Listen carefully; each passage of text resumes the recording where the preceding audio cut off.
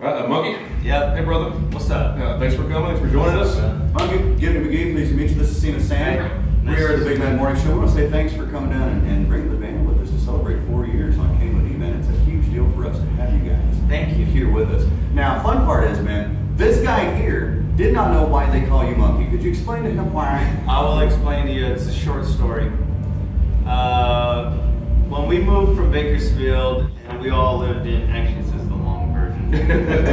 Sure, man. When we moved from Bakersfield, California, we moved to Los Angeles, we were all living, probably like 7 or 8 of us living in a 2-bedroom apartment. And, you know, we all walk around with our shoes and socks and just, you know, Yeah. whatever. And we must have been 17 or 18 years old. And Fieldy, which his name was Reggie at the time.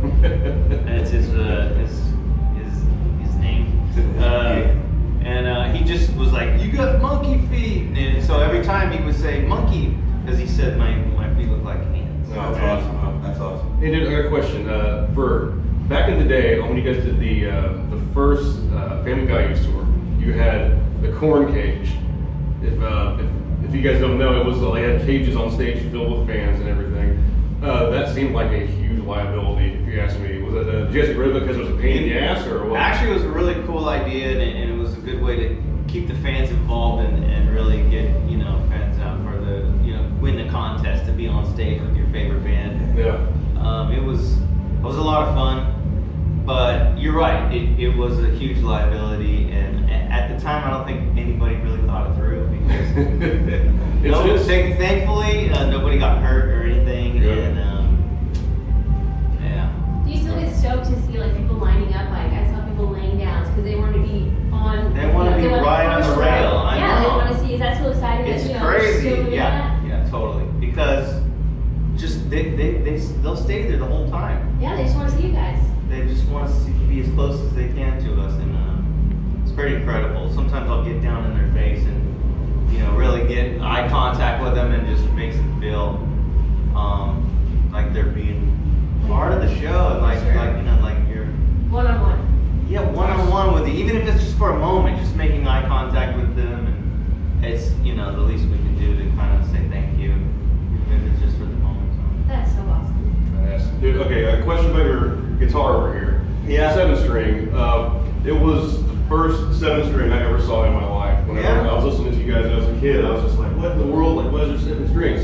What's inspired you to get the 7-string? I never even heard of it before I was listening to you guys. Yeah, in 1991, about 91, I guess, Steve Vai put out an album called Passion and Warfare, which is yes. doing a tour right now, and I'm unfortunately going to miss it because our schedules aren't lining up, but he released this guitar with an album that he made. Ibanez made him a custom guitar, and actually they made a few of this guitar model called the Universe, and it was a 7-string guitar. When I heard it, he's the virtuoso. Oh yeah, but it didn't really I was listening to Sepultura and Anthrax and heavier bands, and Pantera, and I'm thinking if he's playing that the way I'm thinking I'm gonna hear it, which was along those that kind of aggression, but it didn't really touch on it. He did, he touched on the low notes in passing, like doing. So who was your The whole record was such a huge inspiration for me. I want to put $100 down on a 7-string at Guitar Center. Yep. Oh, yeah. And I just slowly paid off. It took me about 6 months to pay off. That's the way to do it, man. And I go in I go inside the store whenever I had 50 or $100, and I go and put it down. They take it out from the back for me. And you guys aren't going to sell this. You guys aren't going to sell this. And I'd be like, playing the stuff that I wanted to play. And then they'd be like, okay, you got to beat it, man. Oh man. Oh, See you next week. I'm like, okay, you're not going to sell this, right? I'm going to give it back to you. So it took about 6 months of me working hard. And, so I finally got it, and that's kind of how that was all. Honestly, I kind of have a similar story. When I was stupid, I was answering phones, and I bought a 5-string Ibanez. Fieldy was like, Yeah. oh, I gotta have that, man. I did the same thing. here's $25 down, go and play for a little bit, and they kick me out. Yeah. It was so much fun.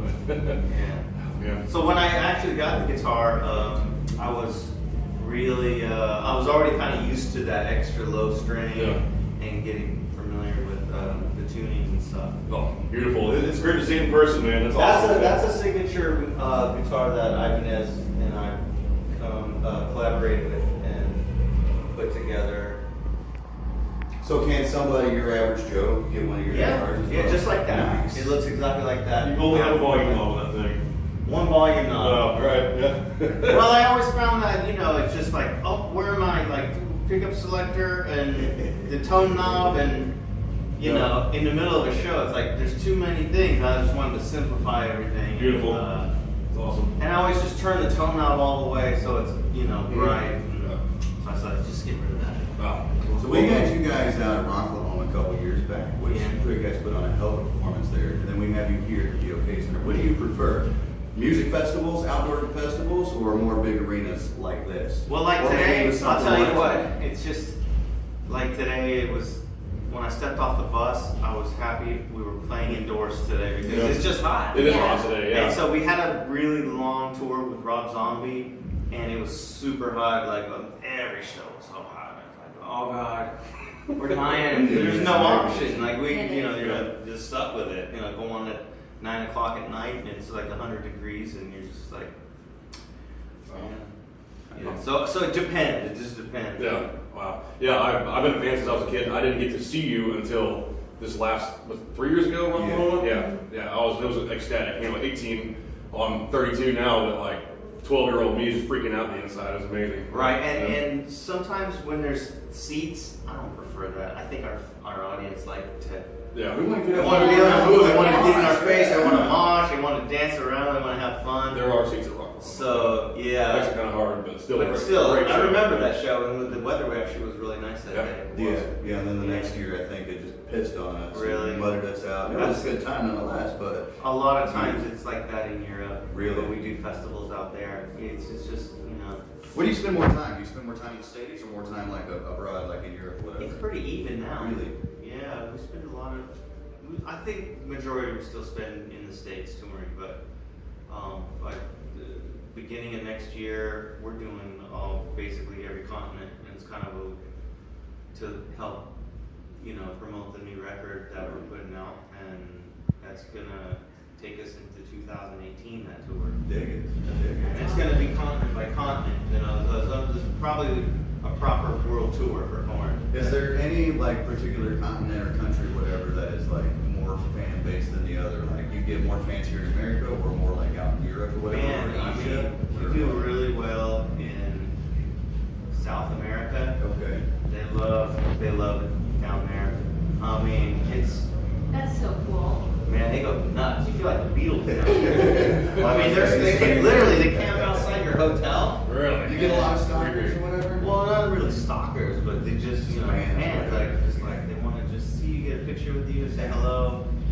A lot of do artwork for us, and do drawings of the band and stuff like that. So it's a lot of fun to go down there, and it's a different culture. It's just a different way of life. But one of my favorite places to go is two of my favorite countries is Italy. Okay. The fans are crazy. Okay. People are crazy there. Food is amazing. Yeah. And Japan. Japan is like another planet. I saw a concert recently. I'm not gonna say who, but they were playing at the Roman Coliseum.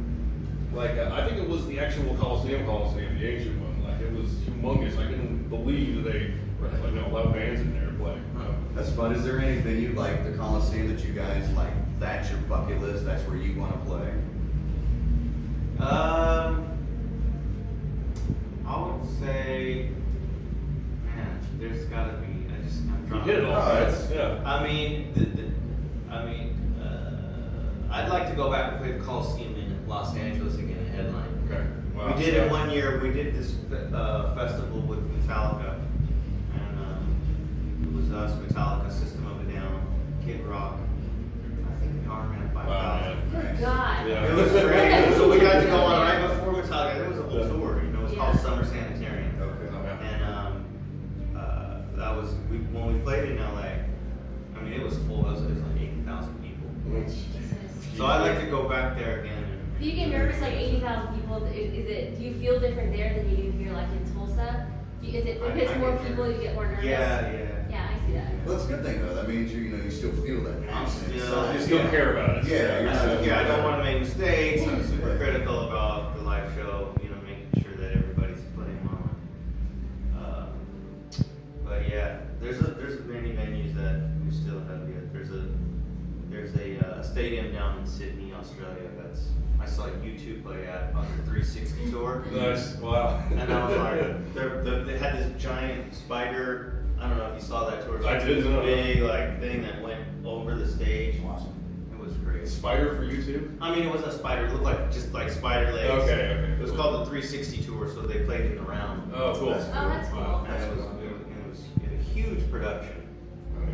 Okay, well, I think we're finished up here. Yeah. My man, thank you for hanging out with us and talking with us. We sure appreciate it. Appreciate you having a great solid show tonight.